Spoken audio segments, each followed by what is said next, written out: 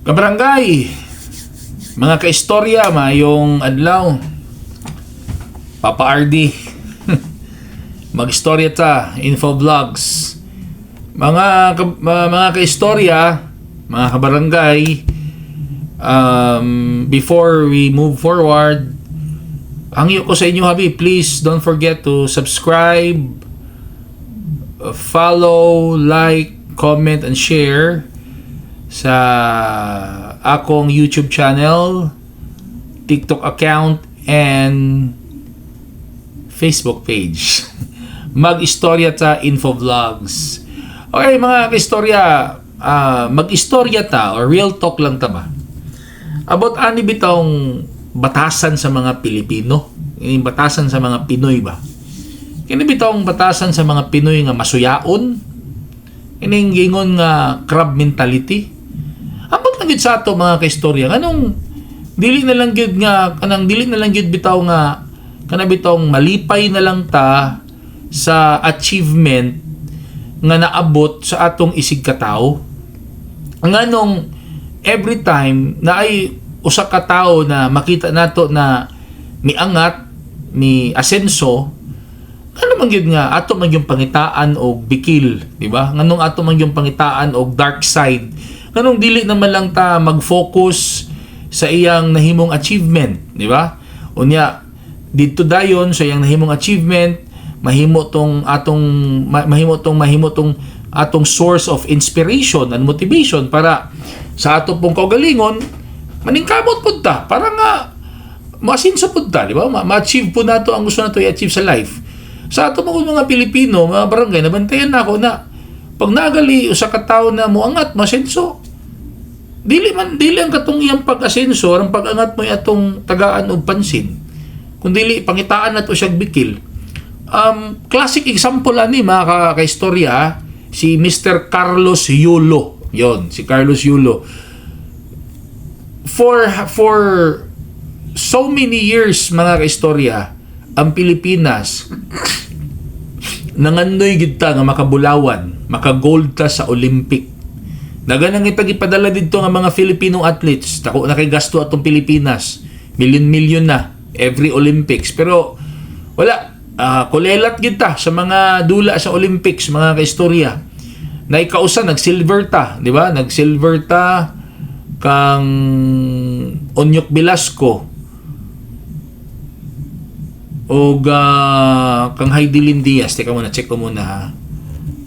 Unsa ba si Heidelin? Check ko muna sa kay kasi masayop ta mga kaistorya.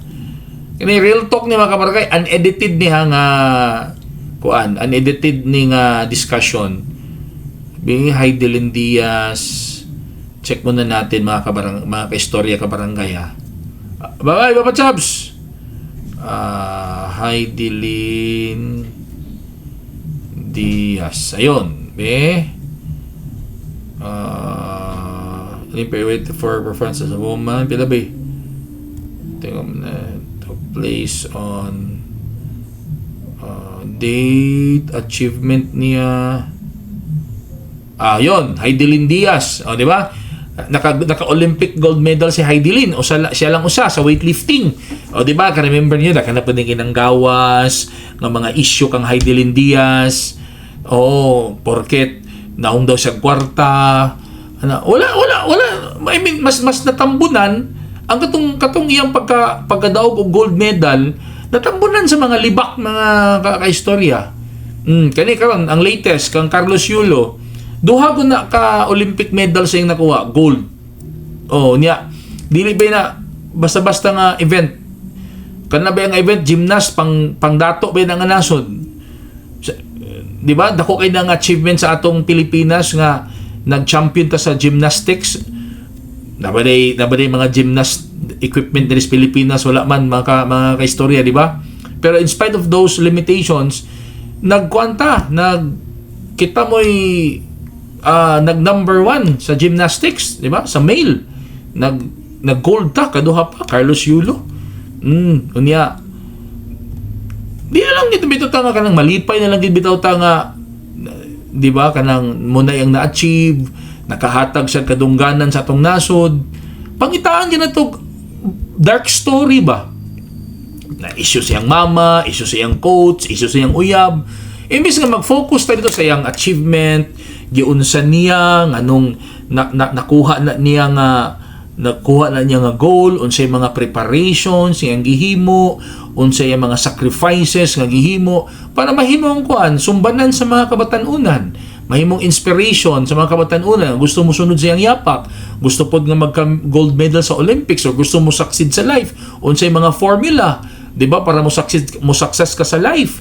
Oo, di man na mao mga kaistorya ang gipanggawas nga istorya, ang gapanggawas nga istorya sa atong feed.